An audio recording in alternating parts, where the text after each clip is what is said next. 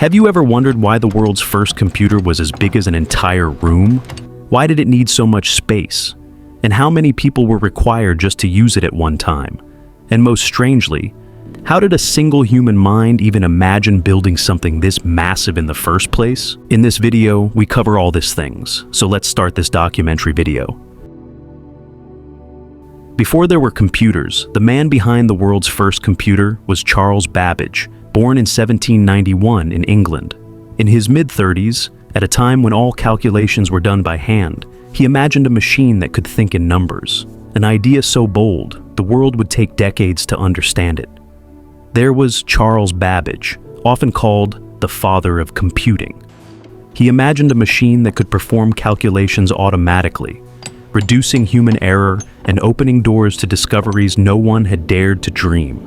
Babbage was meticulous, stubborn, and endlessly curious. He envisioned something that could calculate faster than any human.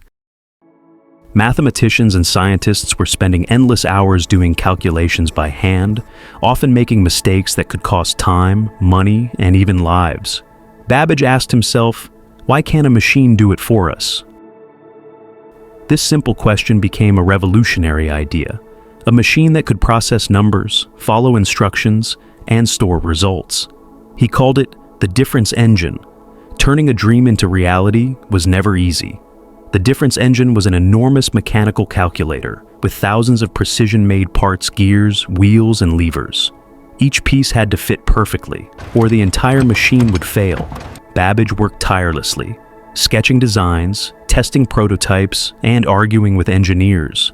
Imagine building something where even a tiny mistake could ruin months of work. It wasn't just a machine, it was a testament to human determination and curiosity. The final machine wasn't small. It could fill an entire room, towering like a mechanical giant. Wooden frames, brass gears, and endless cranks created a structure that seemed more like a clockwork monster than a computer. The difference engine worked through a series of mechanical steps. Numbers were entered manually, then the gears calculated automatically, printing results on paper. It could do addition, subtraction, and even more complex functions. But it wasn't magic, it was pure logic translated into metal.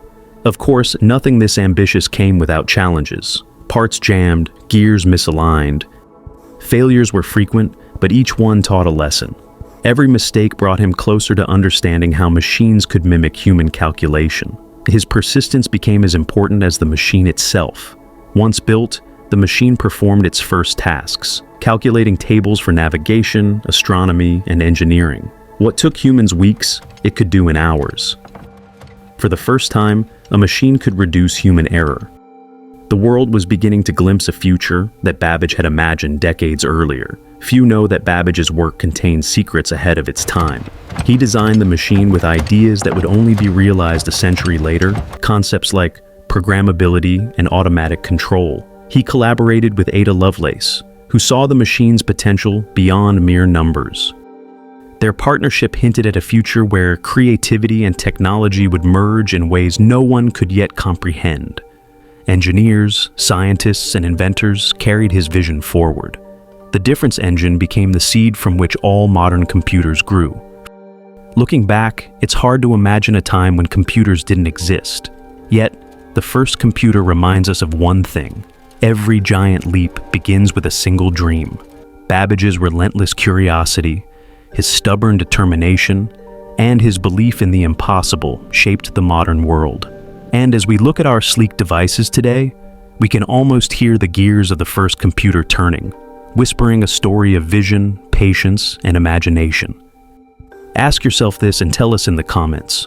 What do you think people from that era would feel if they saw today's computers? If you love curious documentaries and calm storytelling, make sure hit that subscribe button for more curious video, because this is Fero.